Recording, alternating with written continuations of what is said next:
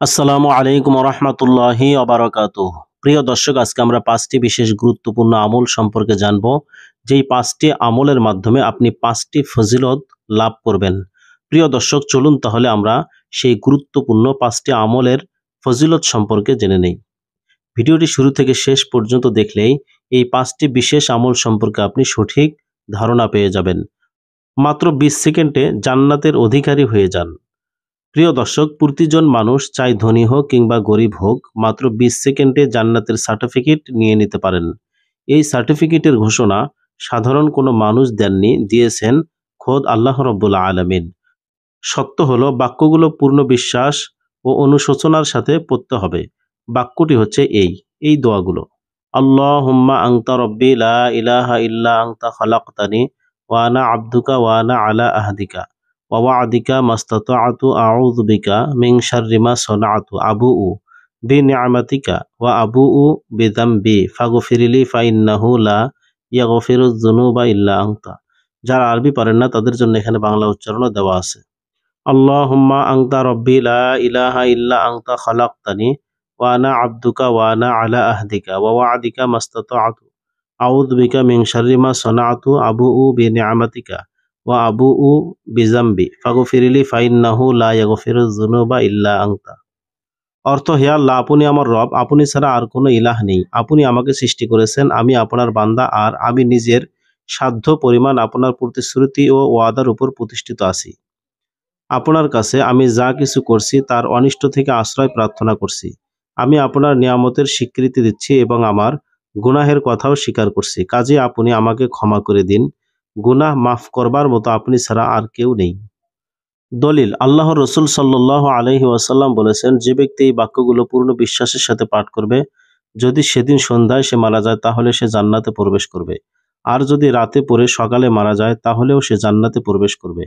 আল্লাহ রসুল সাল্লাল্লাহু আলাইহি ওয়াসাল্লাম বলেছেন, যে ব্যক্তি এই ইস্তিগফারটি, এই দোয়াটি সকালে পাঠ করে সেদিন মারা যায় তাহলে সে শহীদি মৃত্যু লাভ করবে, আর যদি কেউ রাতে পড়ে সেই রাতেই মারা যায় তাহলেও সে শহীদি মৃত্যু লাভ করবে। এই ইস্তিগফারটির নাম হচ্ছে সাইয়্যিদুল ইস্তিগফার। দ্বিতীয় আমলটি হচ্ছে মৃত্যু রোগে পাঠ করে শহীদি মৃত্যু লাভের দোয়া। অর্থাৎ আপনি যদি অসুস্থ অবস্থায় এই দোয়াটি আমল করেন এবং সে অবস্থায় যদি আপনার মৃত্যু হয় তাহলে আপনার মৃত্যু হবে শহীদি মৃত্যু। হযরত সাদ ইবনে মালিক রাদিয়াল্লাহু তাআলা আনহু থেকে বর্ণিত, আল্লাহর রাসূল সাল্লাল্লাহু আলাইহি ওয়াসাল্লাম বলেছেন, যে ব্যক্তি মৃত্যু রোগে এই দোয়াটি 40 বার পাঠ করে মারা যাবে সে শহীদি মৃত্যুর সওয়াব পাবে। বাক্যটি হচ্ছে লা ইলাহা ইল্লা আনতা সুবহানাকা ইন্নী কুনতু মিনাজ জালিমিন। বাংলা উচ্চারণ: লা ইলাহা ইল্লা আনতা সুবহানাকা ইন্নী কুনতু মিনাজ জালিমিন। মুহাদ্দিস ভূপালী রহমাতুল্লাহি আলাইহি বলেন, এই হাদিসে অনেক বড় ফজিলতের কথা হয়েছে যে এই বাক্যটি পাঠ করলে শাহাদাতের মর্যাদা লাভ করা যায়। সুবহানাল্লাহ। 3 নাম্বার আমলটি হচ্ছে মাত্র 2 মিনিটে 2000 নেকি লাভ করবেন এবং 2000 গুনাহ মাফ হয়ে যাবে। প্রিয় দর্শক, 2 মিনিটে আপনি 200 বার সুবহানাল্লাহ পড়তে পারেন। এই আমলের বিনিময়ে আল্লাহ তাআলা 2000 নেকি ও 2000 গুনাহ মাফের ওয়াদা করেছেন। প্রিয় দর্শক, এই আমলটি যদি আপনি 1 মাস করেন, 1 বছর করেন, কি পরিমাণ নেক পাবেন একটু খেয়াল করুন। 1 মিনিটের মেহনতে একদিনে 1000 নেকি লাভ করবেন। 1 মাসে 1000 গুণন 30 সমান 30,000 নেকি লাভ করবেন। 12 বছরে 1 মাস, তাহলে 12 গুণন 30,000 সমান 3,60,000 নেকি লাভ করবেন। 20 বছরে 72 কোটি নেকি আল্লাহ রাব্বুল আলামিন আপনার আমলনামায় দান করবেন। দলিল: হযরত সাদ ইবনে আবি ওয়াক্কাস রাদিয়াল্লাহু তাআলা আনহু বলেন, একদিন আমরা আল্লাহর রাসূল সাল্লাল্লাহু আলাইহি ওয়াসাল্লামের কাছে বসা ছিলাম। এমন সময় তিনি বললেন, তোমাদের মাঝে কেউ কি রোজ 1000 নেকি কামাই করার ক্ষমতা রাখে না? উত্তরে মজলিসের একজন জিজ্ঞেস করল, হে আল্লাহর রাসূল, আমরা রোজ 1000 নেকি কিভাবে কামাই করব? নবীজি বললেন, 100 বার সুবহানাল্লাহ পড়ো, এর বিনিময়ে 1000 নেকি লিখে দেওয়া হবে কিংবা 1000 গুনাহ মাফ করে দেওয়া হবে।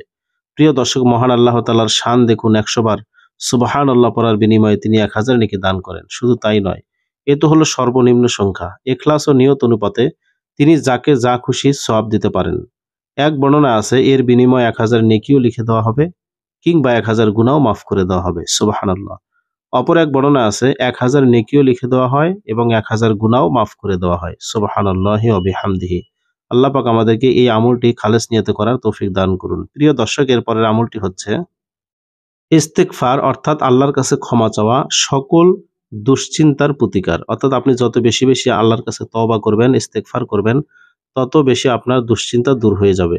হযরত আব্দুল্লাহ ইবনে আব্বাস রাদিয়াল্লাহু তাআলা আনহু থেকে বর্ণিত আছে, আল্লাহর রাসূল সাল্লাল্লাহু আলাইহি সাল্লাম বলেছেন, যে ব্যক্তি নিয়মিত ইস্তিগফার পাঠ করবে, আল্লাহ তাআলা তার জন্য প্রতিটি সংকট থেকে সচ্ছলতা এবং প্রতিটি পেরেশানি থেকে মুক্তির পথ বের করে দেবেন এবং তাকে এমন উৎস থেকে রিজিক দান করবেন যার কল্পনাও তার মাথায় থাকবে না। প্রিয় দর্শক, এই আমলটির কথা বলা হয়েছে আবু দাউদ শরীফের মধ্যে। প্রিয় দর্শক, এরপরে ৫ নম্বর আমলটি হচ্ছে দিনে ১০০ বার ইস্তেগফার করার প্রতি উৎসাহ, মানে দিনে ১০০ বার কমপক্ষে ইস্তেগফার পাঠ করার প্রতি উৎসাহ। হযরত আবু বকর সিদ্দিক রাদিয়াল্লাহু তাআলা আনহু থেকে বর্ণিত, আল্লাহর রাসূল সাল্লাল্লাহু আলাইহি সাল্লাম বলেছেন, ইস্তেগফার পাঠকারী মুমিন বান্দা আল্লাহর কাছে অনবরত গুনাহকারী ব্যক্তি হিসাবে বিবেচিত হয় না, যদিও সে দিনে ৭০ বার গুনাহ করে। ইস্তেগফার হলো এই, আস্তাগফিরুল্লাহ রব্বি মিন কুল্লি যামবিন ওয়া আতুবু ইলাইহি। বাংলা উচ্চারণ, আস্তাগফিরুল্লাহ রব্বি মিন কুল্লি যামবিন ওয়া আতুবু ইলাইহি। অর্থ, আমি আমার রব আল্লাহর কাছে প্রতিটি গুনাহ থেকে ক্ষমা প্রার্থনা করছি এবং তার কাছে তওবা করছি। প্রিয় দর্শক, এই আমলটির কথা বলা হয়েছে, দেখেন এখানে সহিহ মুসলিম শরীফের মধ্যে। আল্লাহ রাব্বুল আলামিন আমাদের সকলকে উল্লেখিত ৫টি আমল গুরুত্ব সহকারে করার তৌফিক দান করুন। আমিন।